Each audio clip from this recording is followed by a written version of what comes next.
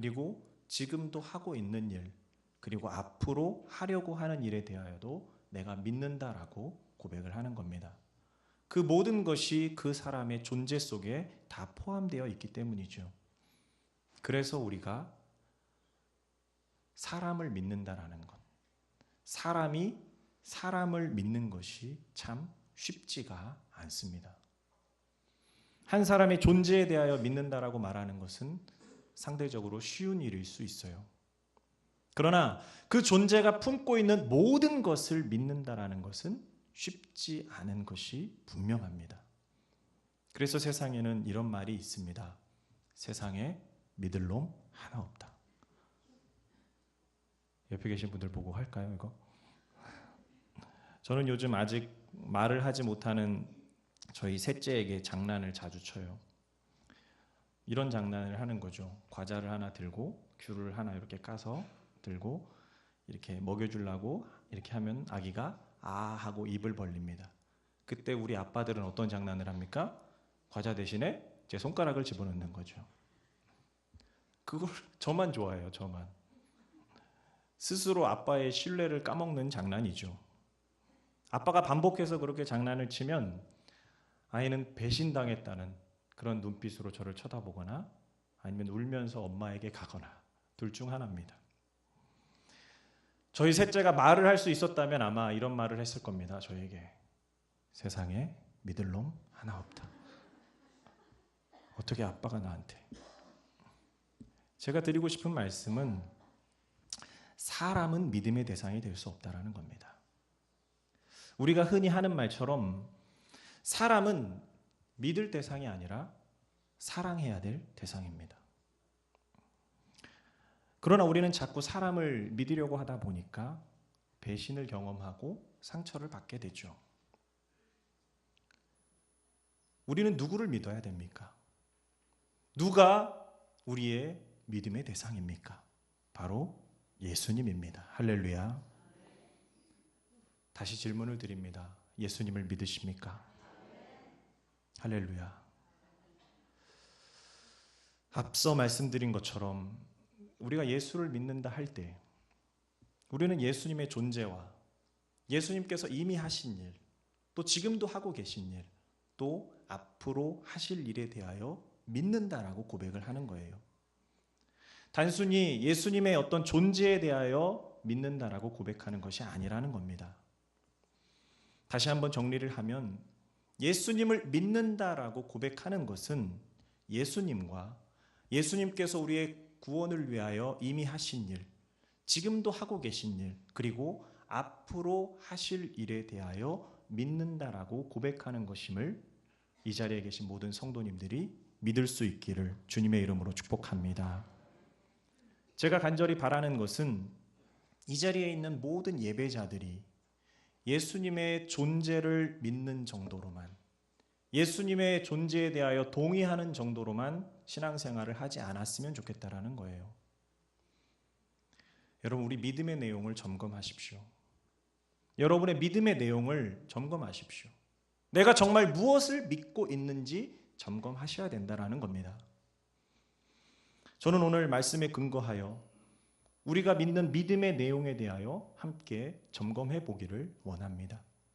오늘 본문은 사도 바울이 자신이 믿고 있는, 또 믿으면서 전파하고 있는 믿음의 내용에 대하여 우리에게 소개하고 있는 본문입니다. 고린도후서 4장 5절을 다시 한번 우리 한 목소리로 같이 읽어보겠습니다. 화면에도 있습니다. 함께 봅니다. 시작. 우리는 우리를 전파하는 것이 아니라 또 예수를 위하여 우리가 너희의 종된 것을 전파함이라. 아멘. 바울은 자신이 믿고 자신이 전하는 믿음의 내용을 무엇이라고 이야기하냐면, 바울은 먼저 그리스도 예수의 주 되신 것을 내가 전파한다, 그렇게 고백을 합니다. 여러분, 이 고백에는 무엇이 담겨져 있습니까? 그리스도 예수의 주 되신 것. 예수는 그리스도이시고 동시에 나의 주님이시다라는 그 믿음의 내용이 담겨져 있는 겁니다. 저는 이 부분을 말씀에 비추어 함께 진단하고 싶었습니다.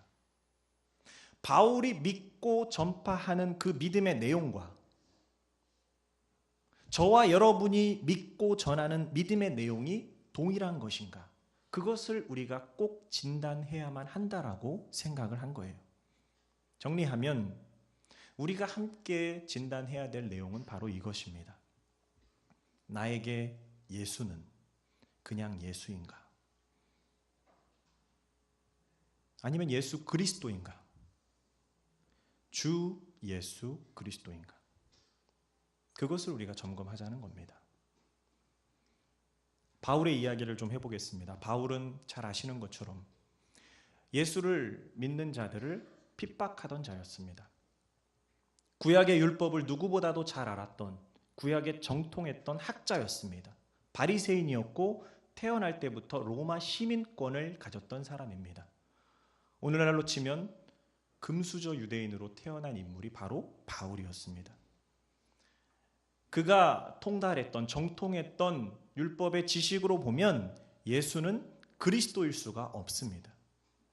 오늘 설교 노트에 적어드린 것처럼 그리스도는 기름 부음을 받은 자라는 의미로 히브리어 메시아가 번역된 말입니다. 그리스도는 예수의 이름이 아니에요. 직분입니다. 기름 부음을 받은 직분이다라는 것을 표현하는 말이 그리스도라는 말입니다. 구약 시대에는 세 가지 직분이 기름 부음을 받아서 임명이 됐죠. 선지자, 제사장, 왕. 이 세 가지 직분이 기름 부음을 받아서 임명됩니다.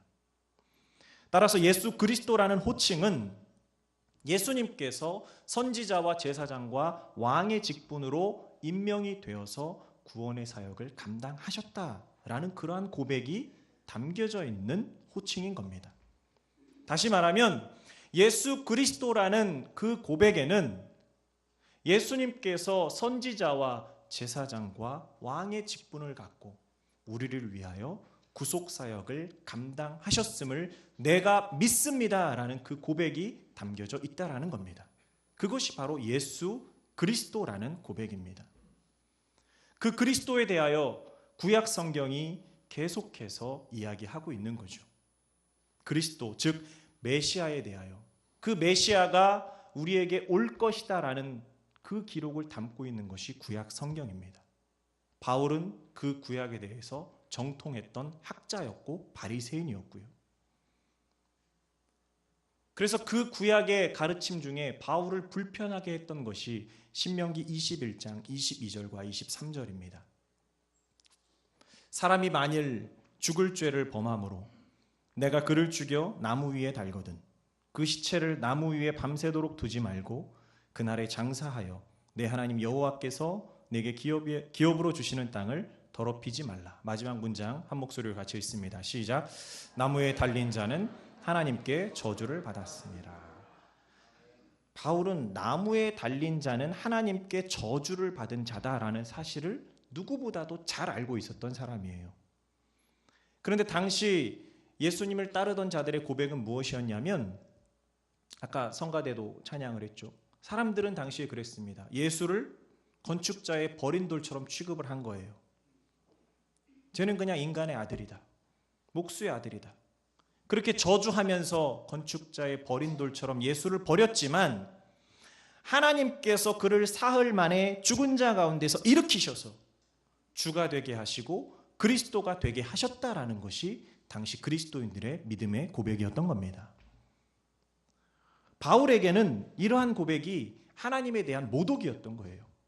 아니 어떻게 이 말씀에 근거하여 나무에 달린 자는 하나님께 저주를 받았는데 어떻게 그런 사람이 하나님께서 예비하신 내가 그토록 붙잡고 있었던 구약에서 그렇게 예언되었던 메시아가 될 수 있는가? 절대로 그럴 수 없다. 그래서 바울은 이러한 고백을 하는 자들은 죽어 마땅하다라는 그러한 생각을 갖고 있었던 것이고 구약 성경에 정통한 바울의 그러한 정의는 절대로 예수를 그리스도로 인정할 수 없는 것이었습니다. 그래서 국경을 넘나들면서 예수를 그리스도라 고백하는 자들을 잡아 죽이는 일에 열심을 냈던 것이 바울의 인생이었어요. 그랬던 바울이 회개하여 돌이키는 장면을 우리는 잘 알고 있습니다. 사도행전 9장에서 다메섹으로 향하는 그 길목에서 바울이 회심하는 장면이 등장을 하죠. 그리고 그 회심한 장면에 대하여 사도행전 뒤에 부분에 가보면 바울이 내가 이러이러하게 주님을 만나고 회심하였다라고 전하는 장면이 나옵니다. 사도행전 22장 7절과 8절 우리 한 목소리로 화면을 보고 같이 읽겠습니다. 시작. 내가 땅에 엎드러져 들으니 소리 있어 이르되 사울아 사울아 네가 왜 나를 박해하느냐 하시거늘 내가 대답하되 주님 누구시니까 하니 이르시되 나는 네가 박해하는 나사렛 예수라 하시더라. 아멘. 여러분 이 장면을 잘 기억하셔야 됩니다. 이 장면이 바로 바울이 전한 복음입니다. 바울은 복음을 논리적으로 설명하지 않았어요. 내가 어떻게 주님을 만나게 되었는가 그것만을 전했습니다. 바울은. 여러분 이 장면 한번 생각을 해보십시오. 다메섹으로 예수 그리스도를 믿음으로 고백하던 자들을 잡아 죽이려고 가던 그 다메섹 길목에서 바울에게 큰 빛이 위로부터 임했고 음성이 들려집니다. 여러분 이 장면 속에서 바울의 심령 가운데 어떠한 일들이 일어났을까요? 구약의 정통한 학자였습니다. 바울은 이 장면에서 이것을 알았을 겁니다.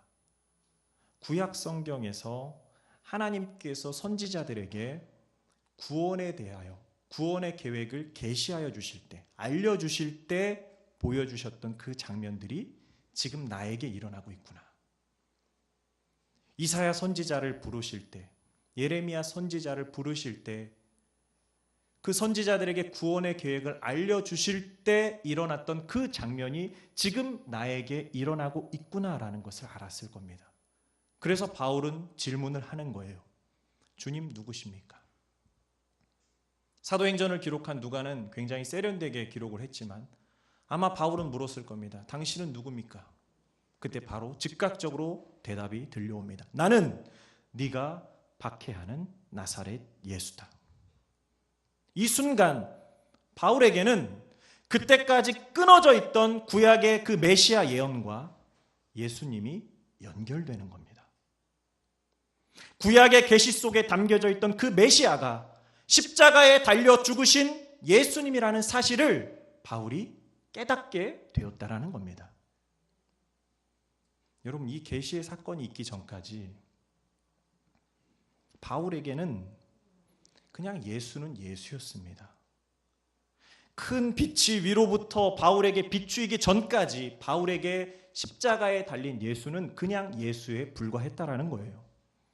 그러나 이제 바울에게 예수는 구약 성경에서 자신이 정통하다라고 여겼던 그 구약 성경에서 반복해서 계시되었던 메시아 예수 그리스도가 되신 겁니다. 할렐루야. 여러분 이것이 복음입니다. 바울이 전한 복음은 이거예요. 사랑하는 성도 여러분, 여러분에게 예수는 어떤 분입니까? 나에게 예수는 어떤 분인가?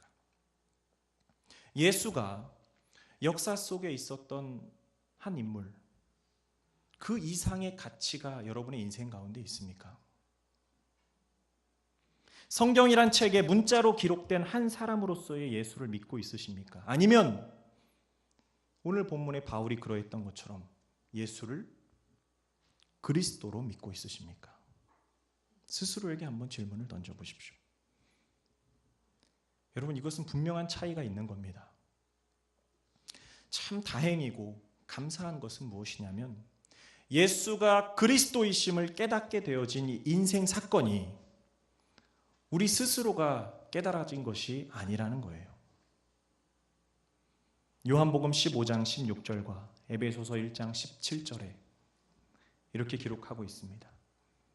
너희가 나를 택한 것이 아니요 내가 너희를 택하여 세웠나니 이는 너희로 가서 열매를 맺게 하고 또 너희 열매가 항상 있게 하여 내 이름으로 무엇을 구하든지 다 받게 하려 함이라.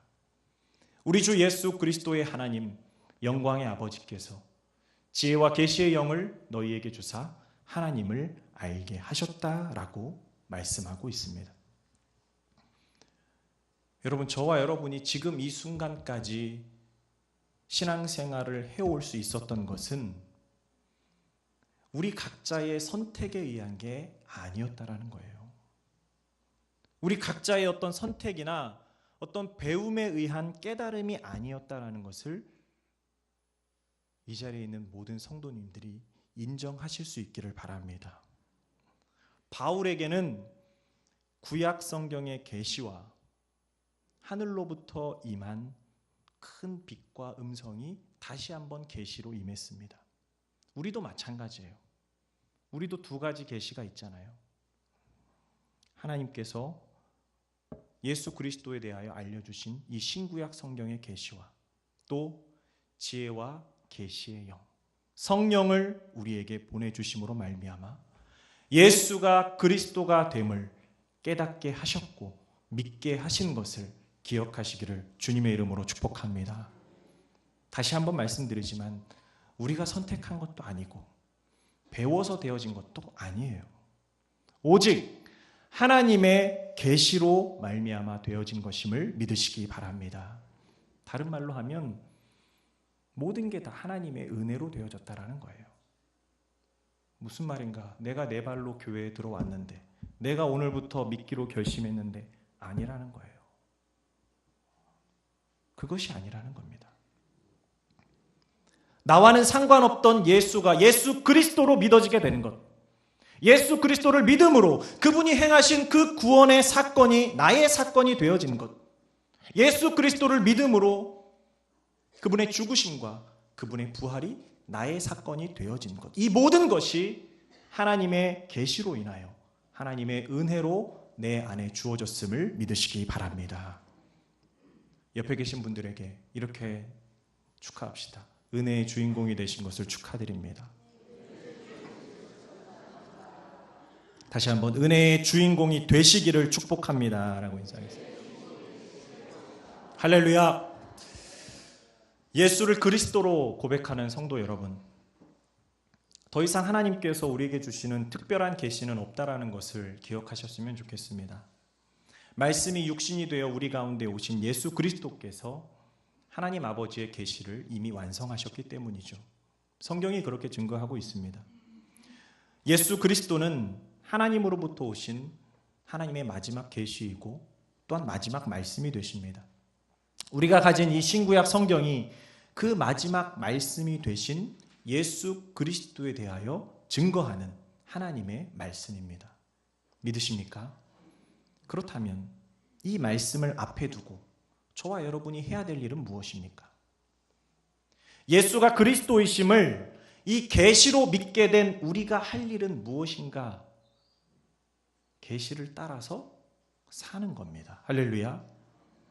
계시를 통해서 우리가 예수를 그리스도로 고백하게 되었다면 이 계시의 말씀이 무엇이라고 하는지를 늘 살펴보고 이 말씀이 계시의 말씀이 가라고 하면 가고 멈추라고 하면 멈추는 겁니다. 말씀에 순종하는 삶을 우리 모두가 살아내야 한다라는 겁니다. 여기서 잘 생각해 보십시오. 여러분, 가라고 하면 가고 멈추라고 하면 멈추는 삶은 어떤 삶입니까? 어떤 삶이에요? 이제 내가 내 삶의 주인이 아니라는 겁니다. 할렐루야. 예수 그리스도가 주가 되시고 나는 무엇이 되는 삶입니까? 쉽게 고백이 안 되시죠? 종이 되는 삶입니다. 여러분, 그것이 말씀이 가라고 하면 가고 멈추라고 하면 멈추는 삶이에요. 고린도후서 4장 5절을 다시 한번 우리 읽어보겠습니다. 화면을 보고 다시 한번 읽겠습니다. 시작. 우리는 우리를 전파하는 것이 아니라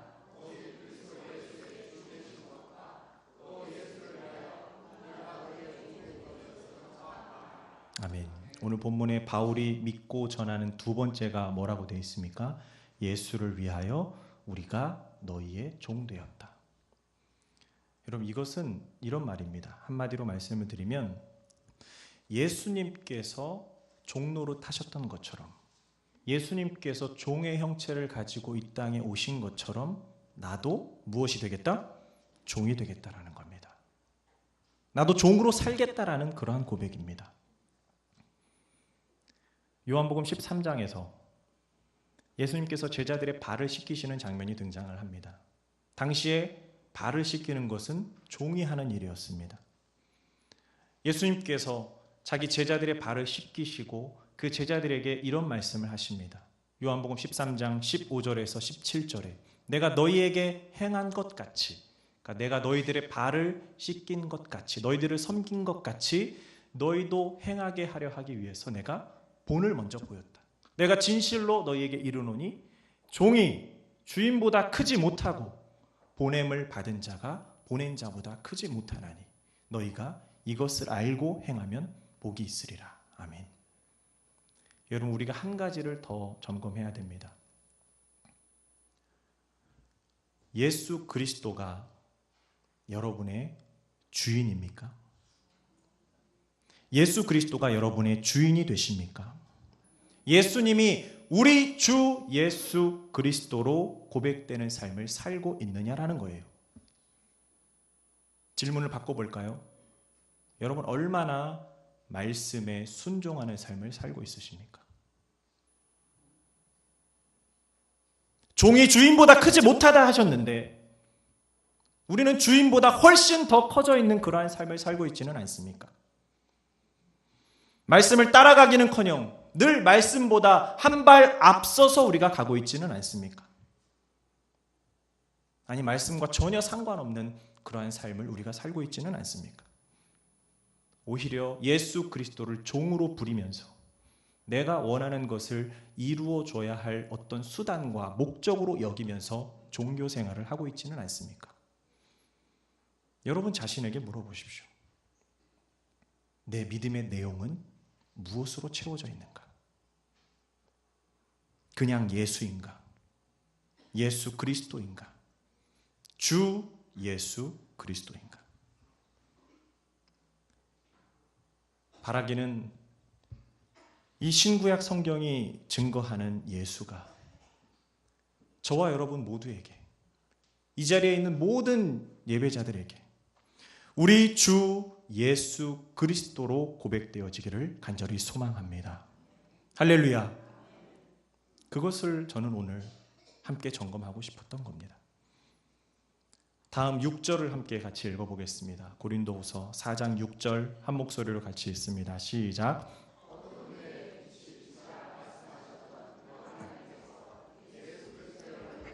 하나님의 영광을 아는 빛을 우리 마음에 비추셨느니라. 아멘. 어두운 데에 빛이 비치라 말씀하셨던 그 하나님. 그 하나님은 어떤 하나님이십니까? 창조주 하나님이십니다. 할렐루야. 하나님께서 온 천지 만물을 창조하신 창조주가 되심을 믿으시기 바랍니다. 바로 그 창조주 하나님께서 저와 여러분의 아버지가 되십니다. 할렐루야. 오늘도 우리 아버지가 되시는 하나님께서는 예수를 우리 주 예수 그리스도로 고백하는 자들에게 그 주님의 얼굴에 있는 하나님의 영광을 아는 빛을 비추어 주십니다. 이 자리에 있는 모든 예배자들이 그 빛 아래 거하는 자들이 되기를 소망합니다. 아직 예수님을 주 예수 그리스도로 고백하지 못하는 분들에게 은혜의 빛이 비추어지기를 소망합니다. 무엇보다 우리 자녀들에게 그 은혜의 빛이, 하나님의 영광을 아는 빛이 비추어지기를 간절히 소망합니다. 어둠에 머물러 있지 마십시오. 빛으로 나와서, 빛 가운데로 나와서 빛 가운데 행하는 빛의 자녀들로 이 땅을 사시기를 주님의 이름으로 축복합니다. 다시 한번 주 예수 그리스도의 얼굴에 있는 하나님의 영광을 아는 빛이 이 자리에 있는 우리 모두에게 비춰지기를 축복합니다. 이럴 땐 아멘 하셔야 됩니다. 큰일입니다. 한 사람도 그 빛을 거부하거나 소외되는 자가 없었으면 좋겠습니다. 반복되는 이 예배의 자리를 그냥 왔다 갔다 하지 마시고 제발 주의 얼굴을 구하십시오. 주의 얼굴을 구하십시오. 각자 기도의 자리에서 주의 얼굴을 구하는 그 기도가 계속해서 하나님 앞에 드려졌으면 좋겠습니다. 성경에는 얼굴이라는 표현이 얼마나 많이 나오는지 몰라요. 구약 성경을 한번 찬찬히, 특히 시편 잘 한번 읽어보십시오.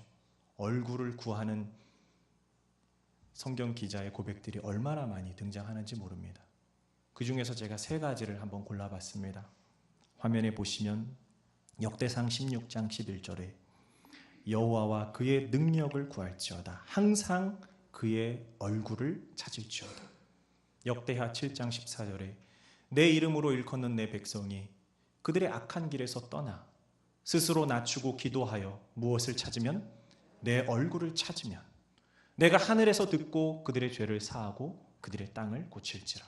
시편 27편 8절에 너희는 내 얼굴을 찾으라 하실 때에 내가 마음으로 주께 말하되 여호와여 내가 무엇을 찾으리이다? 주의 얼굴을 찾으리이다 하였나이다. 할렐루야.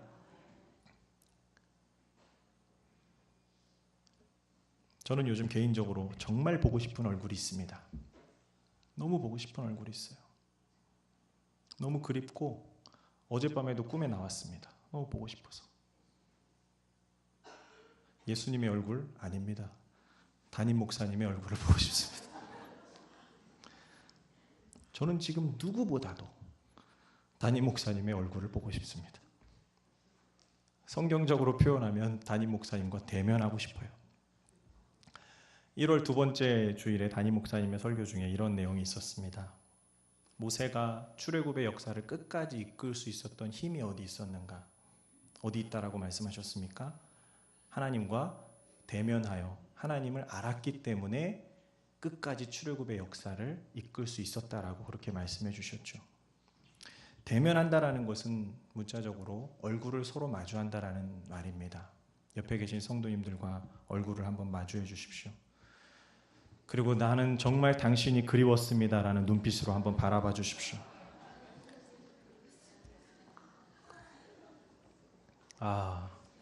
어색해서 빨리 떠나고 싶습니다. 그렇죠? 손발이 막, 그렇죠? 이 어색함을 제가 시 한 편으로, 함석헌 시인의 얼굴이라는 시입니다. 제가 읽어드릴게요. 우리가 세상에 뭐 하려고 왔나? 얼굴 하나 보려고 왔지. 세상에 나돌아다니는 찌그러진 얼굴, 근심 많은 얼굴, 남을 괴롭히는 얼굴. 별의별 얼굴이 다 있는데 참 평화로운 얼굴을 볼 수가 없구나. 넘겨주십시오.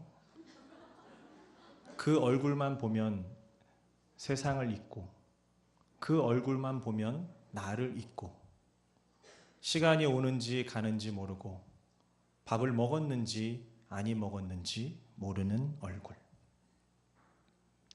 그 얼굴만 대하면 키가 하늘에 닿는 듯하고 그 얼굴만 대하면 가슴이 큰 바다 같아 남을 위해주고 싶은 마음 파도처럼 일어나고 가슴이 그저 시원한 그저 마주 앉아 바라만 보고 싶은 참 아름다운 얼굴은 없단 말이냐.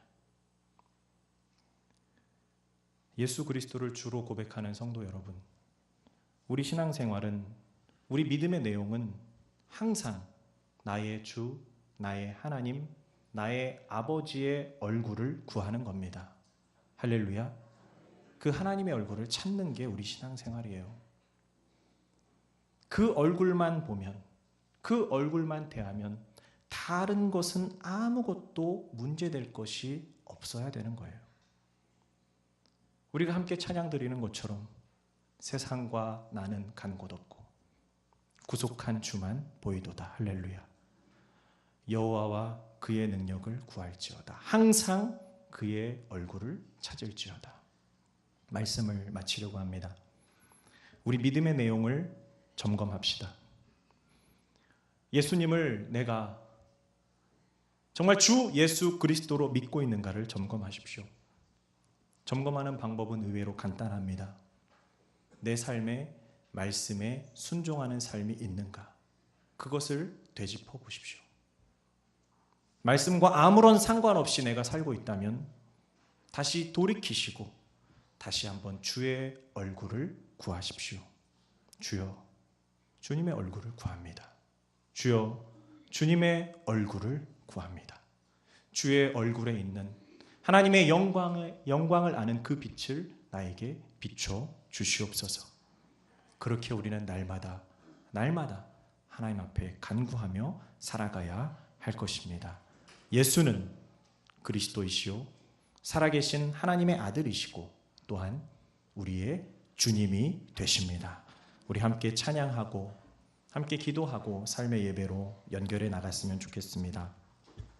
찬송가 288장 1절과 3절 함께